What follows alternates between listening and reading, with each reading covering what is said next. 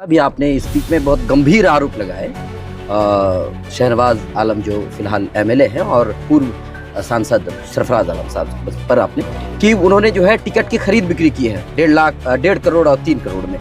तो क्या आपके पास कोई ऐसा सबूत है या क्या कुछ? देखिए, इस चीज के सबूत कहीं नहीं होता है, लेकिन कोई ना भगवान और अल्लाह को पहचानता है। कहीं ना कहीं हम लोग अशरफुल मखलूकात हैं। अपनी अक्ल और ज़हानत से इंसान का किरदार सबको पहचान लेते हैं। आप ये जानिए कि जो आदमी यहाँ पर टिकट से जीता, उसका टिकट को सरफराज आलम काटा, बड़ा खुश था। हमारी पार्टी ने उसको इज्जत दिया, उस इज्जत को भी बरकरार नहीं रखा। सरफराज आलम पूरी तरह प्रफुल्लित था, खुशी में बिल्कुल एकदम समाहित था कि टिकट हमको मिलेगी। ये 3 करोड़ दिया, उसका टिकट काट दिया। यहाँ तक नहीं, आप ये जानिए, कभी होगा पूछ लीजिए, मंत्री बनने के लिए भी इन्होंने 3 करोड़ रुपया दिया। इसलिए पता है, कुछ आदमी तो रहता था, है ना, जहाँ पर जब वो MIM से था, हमारे कुछ साथी तो था, आज भी उसके पास साथी है, कुछ खबर तो पहुंचती है। इन लोगों से नहीं होगी मेरी लड़ाई, यहाँ भगवाधारी से होगी। भगवाधारी वर्सेस टोपीधारी। टोपीधारी 72% है और हम लोग यहाँ बहुत बड़ा लीड से चुनाव जीते। हम 2 सीट पर वहां लड़े चुनाव, लेकिन वोट हमको क्या मिला? 39,000, 34,000। इसका मतलब हम कांग्रेस से मजबूत हैं। बिहार विधानसभा चुनाव 2025 को लेकर के बिहार की सियासत गर्मा गई। खास करके सीमांचल की बात करें तो यहाँ पर हंगामा कुछ ज्यादा ही तेज है, क्योंकि यहाँ पर ऑल इंडिया मजलिस इत्तेहादुल मुस्लिमीन अपने कदम जमाते हुए नजर आ रही है।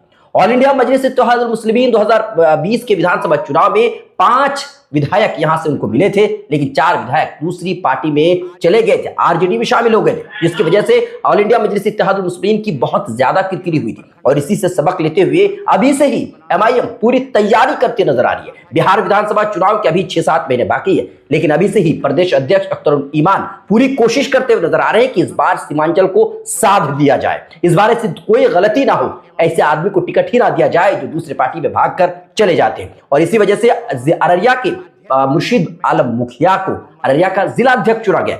और मुर्शिद आलम मुखिया जो अररिया के MIM पर जिला अध्यक्ष है, उन्होंने प्रेस कॉन्फ्रेंस करके पूरी चुनौती दे दी। साथ ही उन्होंने ये भी कहा कि वो किसी भी हालत में इस बार अररिया का जो MIM की कमेटी है उसको मजबूत करेंगे। हर प्रखंड के लिए प्रखंड अध्यक्ष, उपाध्यक्ष और प्रवक्ता के चुनाव करेंगे। पंचायत से लेकर बूथ लेवल तक वो काम करेंगे ताकि इस बार कोई भी कसर बाकी ना रहे। आपको बता दें कि अररिया के जिला अध्यक्ष मुखिया मुर्शिद आलम ने कई सारे गंभीर आरोप पूर्व सांसद सरफराज आलम और पूर्व मंत्री सह MLA शहनवाज आलम पर लगाए। सभी मीडिया कर्मियों को धन्यवाद।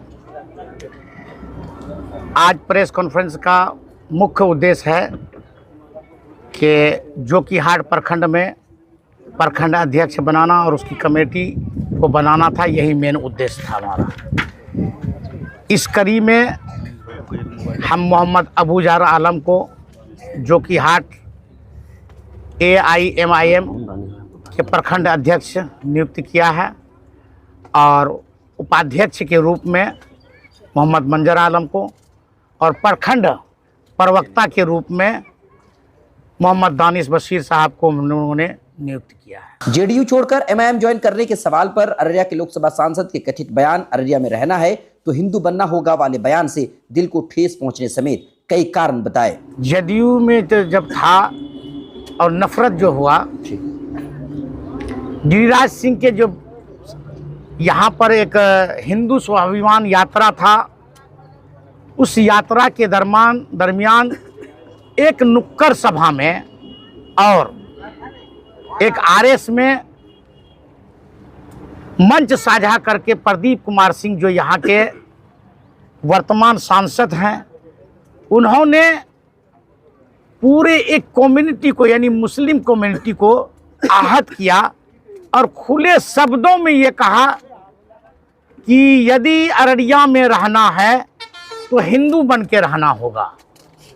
और कई बातें उन्होंने अपने मंच से कहा इस अररिया जिला में कि मुस्लिम घुसपैठिए हैं, और बांग्लादेशी शब्दों का बहुत बार प्रयोग किया, और इससे आहत होकर के मुझे ये महसूस हुआ कि हम जिस समुदाय से आते हैं, अगर कोई इस समुदाय को मानसिक रूप से और पूरी तरह से किसी बात कह करके उसको आहत करता है, और माननीय नीतीश कुमार बिहार के मुख्यमंत्री समय रहते अगर उस पर कोई प्राथमिकी दर्ज नहीं करता है तो इस पार्टी में रहना बेकार है।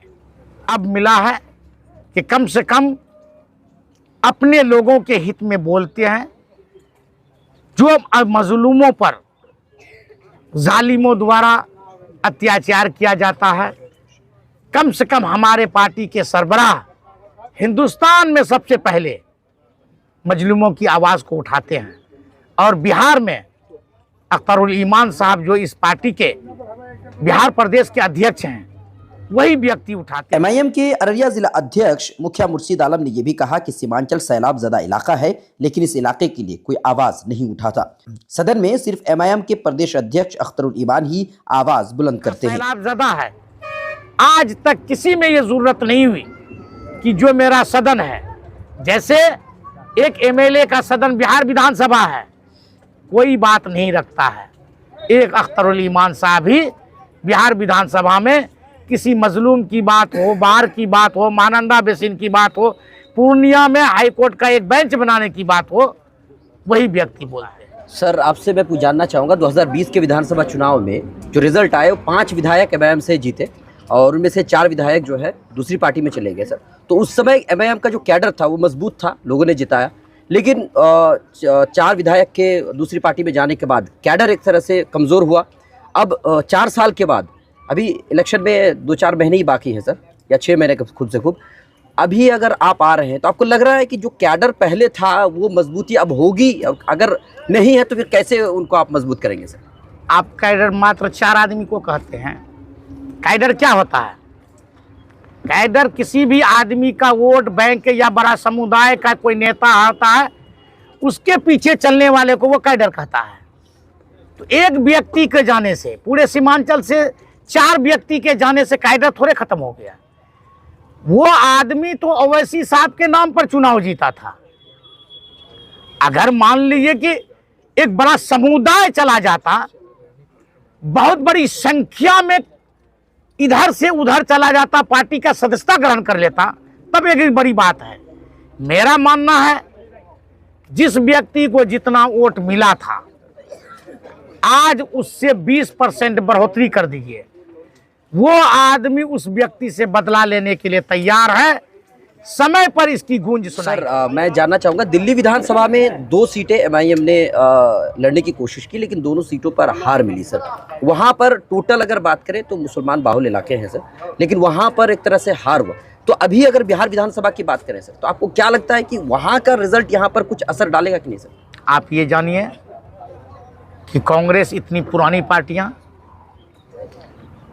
हम 2 सीट पर वहाँ लड़े चुनाव, लेकिन वोट हमको क्या मिला?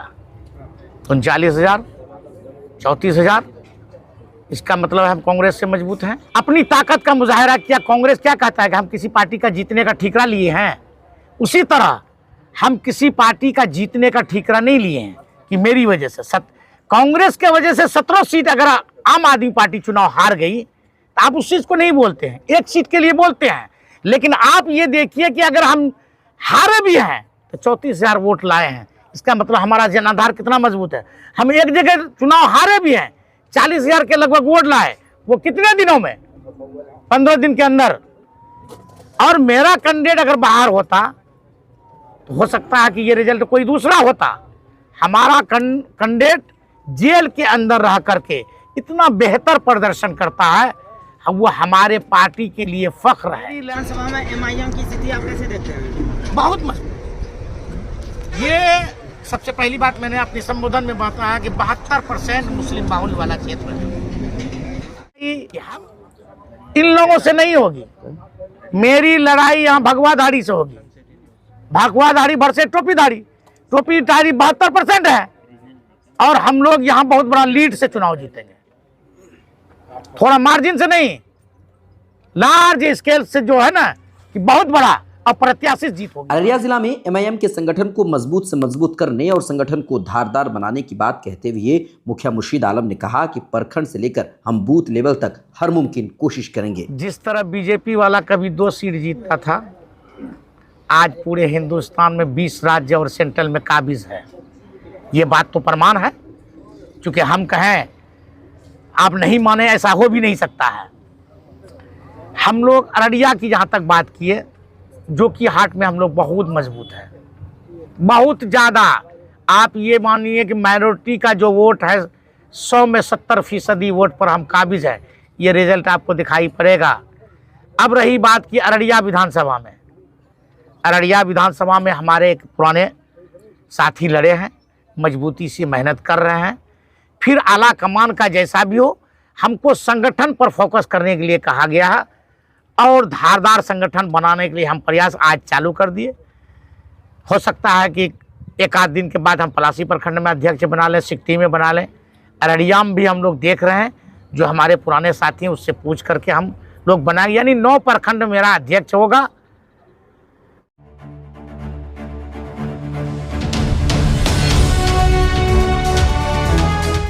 ट्रू रिपोर्ट्स, सच आप तक।